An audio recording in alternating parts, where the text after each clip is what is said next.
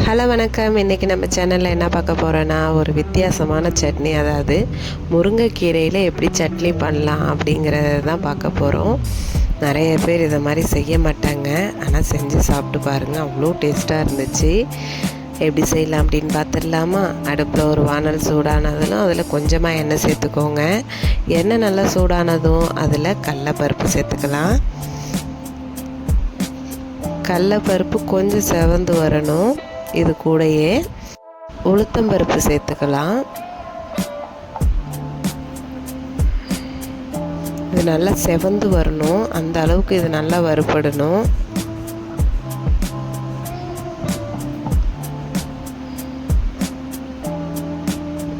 பாருங்கள், நல்லா colour change ஆகி வந்துட்டுருக்கு. இந்த அளவுக்கு வந்ததுக்கப்புறம் இதை அப்படியே நம்ம ஒரு மிக்ஸி ஜாருக்கு மாற்றிடலாம். இப்போ அதே வானலில் இன்னும் கொஞ்சம் எண்ணெய் விட்டு அதில் காரத்துக்கு தகுந்த அளவுக்கு பச்சை மிளகாய் சேர்த்துக்கிறேன். சின்ன வெங்காயம் சேர்க்குறேன். நான் ஒரு கைப்பிடி அளவுக்கு சின்ன வெங்காயம் சேர்க்குறேன். நீங்கள் பெரிய வெங்காயம் இருந்தால் கூட யூஸ் பண்ணிக்கலாம், ஆனால் சின்ன வெங்காயத்தில் செய்கிறப்ப அதோட டேஸ்ட்டு ரொம்ப நல்லாயிருக்கும்.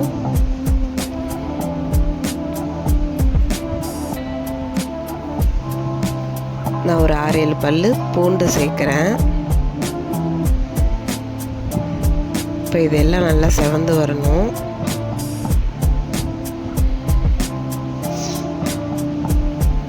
நம்ம நார்மலாக சட்னிக்கெலாம் வதக்குறோம் இல்லையா, அதே மாதிரி வதக்குனா போதும்.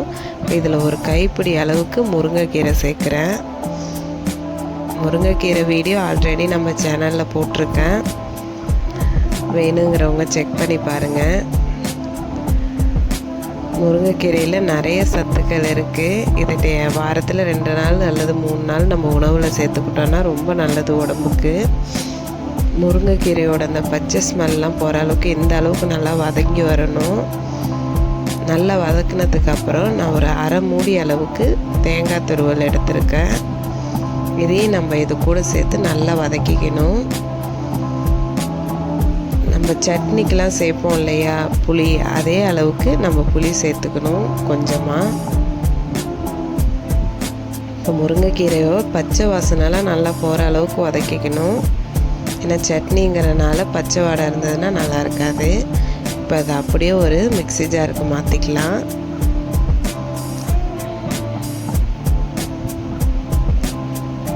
அதே வானலில் கொஞ்சமாக எண்ணெய் விட்டு கடுகு, உளுத்தம்பருப்பு, வெள்ளை உளுந்து தாளிக்கிறது, ஒரு 2 வரமிளகாய் கிள்ளி சேர்த்துருக்கேன், ஒரு கொத்து கருவேப்பிலை. இது எதுக்காகனா தாளிப்புக்காக.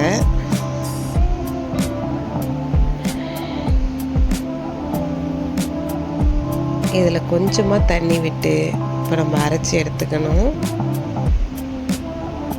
சட்னிக்கு தேவையான அளவுக்கு உப்பு சேர்த்துக்கலாம். நீங்கள் வதக்கிறப்ப வேணாலும் சேர்த்துக்கலாம். இப்போ இந்த அளவில் எடுத்தோன்னா அது துவையலாக கூட நம்ம யூஸ் பண்ணிக்கலாம். கொஞ்சம் கெட்டியாக வேணுங்கிறவங்க இந்த மாதிரி ரெடி பண்ணிக்கோங்க.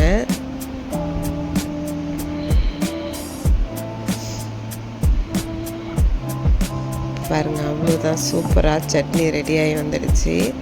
இதில் இன்னும் கொஞ்சம் வேணாலும் தண்ணி விட்டு நம்ம கரைச்சி எடுத்துக்கலாம். நான் இந்த பக்குவத்தில் இருக்கிறப்ப சாப்பிட்றதுக்கு அவ்வளோ டேஸ்ட்டாக இருக்கும்.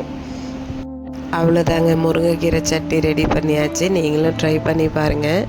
வீடியோ பிடிச்சிருந்ததுன்னா லைக் பண்ணுங்கள், ஷேர் பண்ணுங்கள், மறக்காமல் நம்ம சேனலை சப்ஸ்கிரைப் பண்ணுங்கள்.